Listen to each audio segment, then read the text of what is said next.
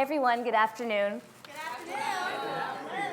I am profoundly humbled and grateful to be here with you in this space today. I was thinking a lot recently about experiences that have changed and defined me. And if there is one experience that I will never forget, it is that moment in the brothel district of Kolkata, India, 2 years ago, when little Juhi ran up to me and threw her arms around me in a rejuvenating embrace. "Ami tomaki balobashi," she whispered. "I love you, Mommy." She kissed me, and I was transformed forever.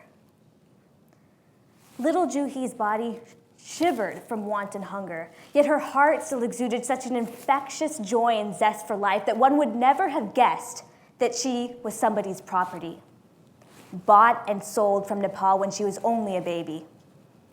Yet this was the reality for Juhi, and the fate of hundreds of thousands of other girls who are squelched by a global culture of oppression, which brainwashes them to believe that they are inferior and then teaches them to act the part. There's something very wrong with this picture. Former Secretary General of the United Nations Kofi Annan memorably declared that educating and empowering girls is the key to world peace and the most effective tool for global development.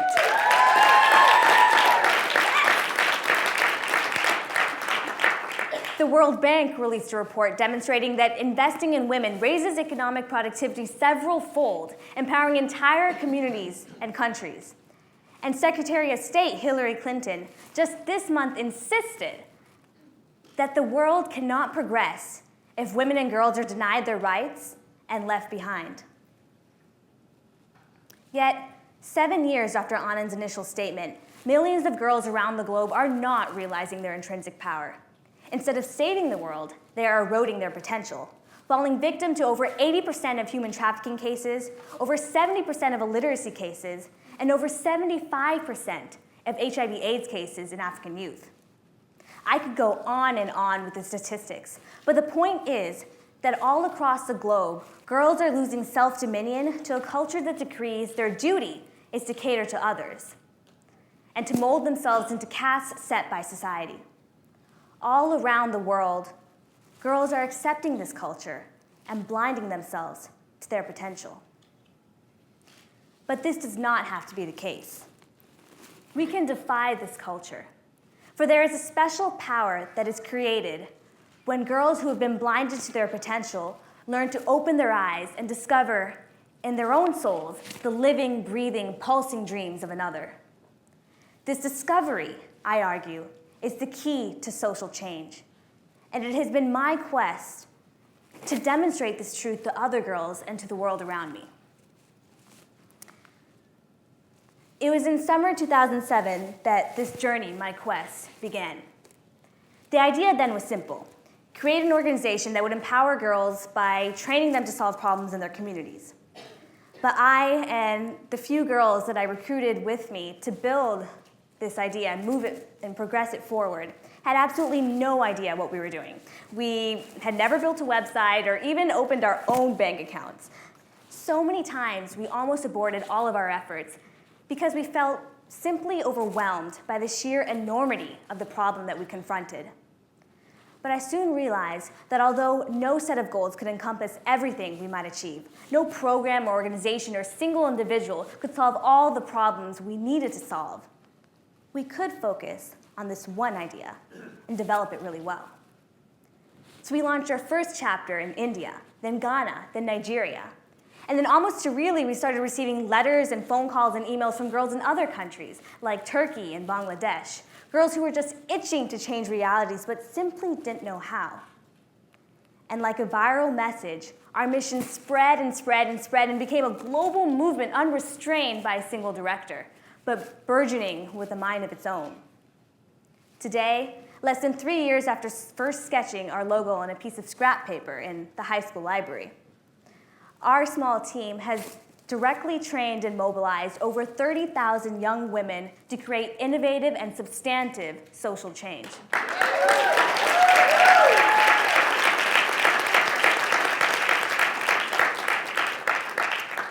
today, with no hired advisors and not even a board of directors, our team has provided girls from more than 20 countries with the one-on-one mentorship, toolkits, funding, and support network to launch their own business enterprises, advocate against human rights abuses, construct sustainable, holistic education programs, and create development initiatives in their own communities. Somehow, in some way, what we are doing is working, and girls are gradually opening their eyes to their own potential.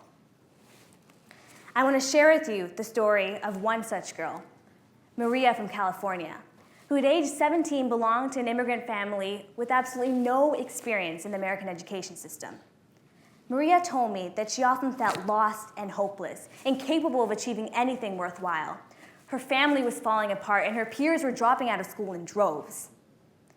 It became so bad, Maria told me, that she contemplated committing suicide because she felt as though the only way she could make a statement and actually be heard was by taking her own life.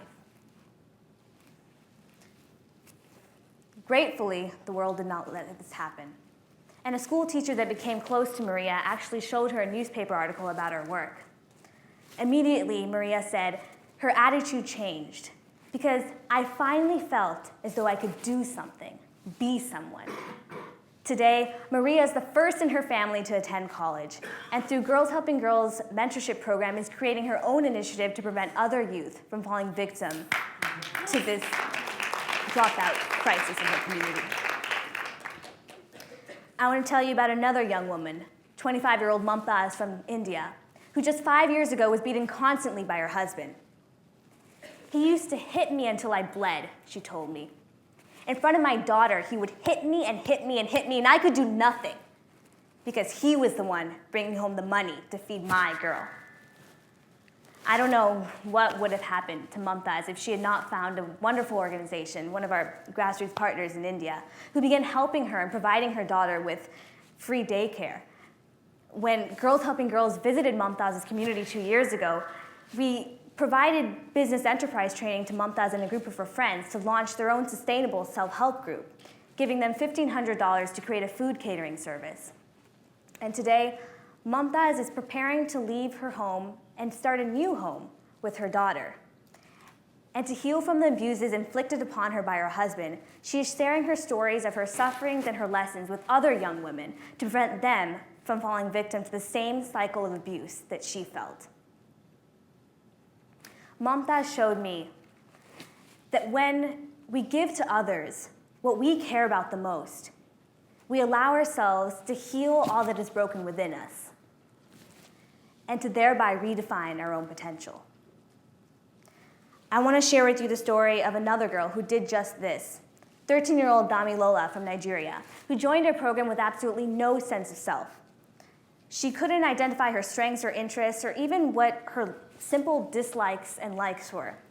But just recently, I received a letter from Damilola's adult advisor, sharing with me just how tremendously her self-confidence had been uplifted simply by communicating with her sister team friends in the United States. Even the activity of just conversing with, sharing stories with, opening herself up to these girls from the United States had empowered Damilola to assert, I want to become the director of a computer science company with the knowledge of a computer today.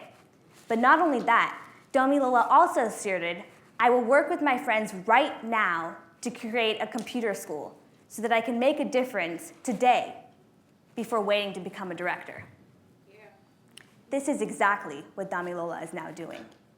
And her story proved to me that when girls think about and reach out to one another, they empower each other to discover even the most hidden dreams and then act to fulfill and share them with each other.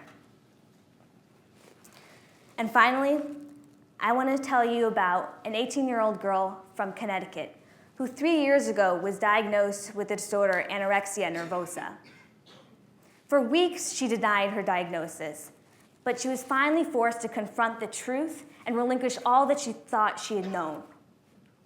This girl had abused her health so critically that her vital signs had ebbed drastically, her bone density had shrunk to the point of osteopenia, and her menstrual cycle had ceased to function indefinitely. In her struggles and in her pain, she realized that society has created a culture in which thousands of girls are falling victim to eating disorders every year, simply because they lack the self-worth and mutual respect to appreciate all girls as unique gifts, and because they could not work together to demand and to create a more accepting world. So she created a program with the vision of empowering girls by helping them to understand and assert their own voices. This is what I call self-transformation. And it is this spirit, this animus of collective self-awareness that I seek to inspire in the thousands of girls I work with every day.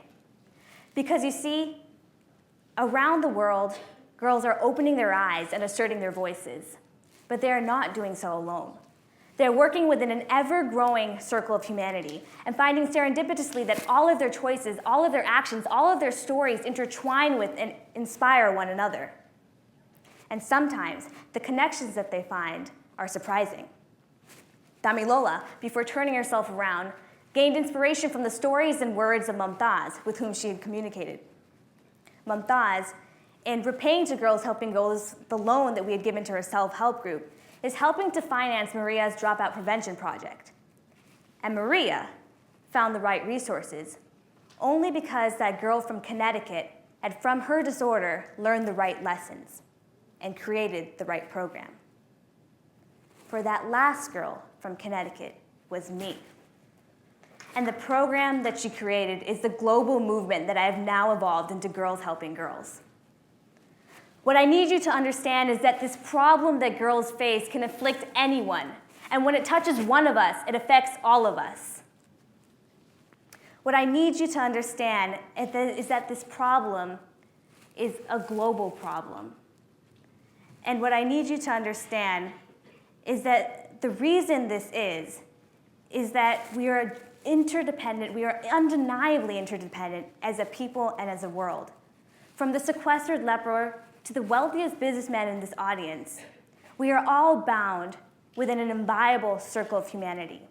And it is our consciousness of our connection to and membership in this circle that will determine our global legacy. But for too long, we have been telling girls that they do not belong to this circle. Either we exclude them and we ostracize them directly, or else when we try to help them, we focus only on making them self-sufficient, independent, fierce individualists. But the problem with this is that in doing so, we are disregarding their connection to the rest of humanity. And thereby, we are not allowing them to realize their power for helping to shape and affect the rest of the world. So we must stop this now, for we can no longer afford to view girls as isolated units. Instead, we must recognize that girls are a community of change makers. The world is their collective narrative, and it is only by understanding and leveraging their interrelationships that they can fully appreciate their unique roles within the circle of humanity. It is only by opening their eyes to their connections to one another that they can fully embrace their individual potential. So I am asking you to reverse the present paradigm. I am asking you to enable girls' potential by helping the world realize that their strengths lie in one another. I am asking you to look at every Juhi, every Mumtaz, Damilola, and Maria, and see not victims, but irreplaceable contributors to the circle of humanity. Because every girl deserves at least this one chance. I got it, and that is why I'm here with you today. So please, recognize this sisterhood. Embrace girls' potential. Give breath to our united story. Let us empower our own movement. Thank you.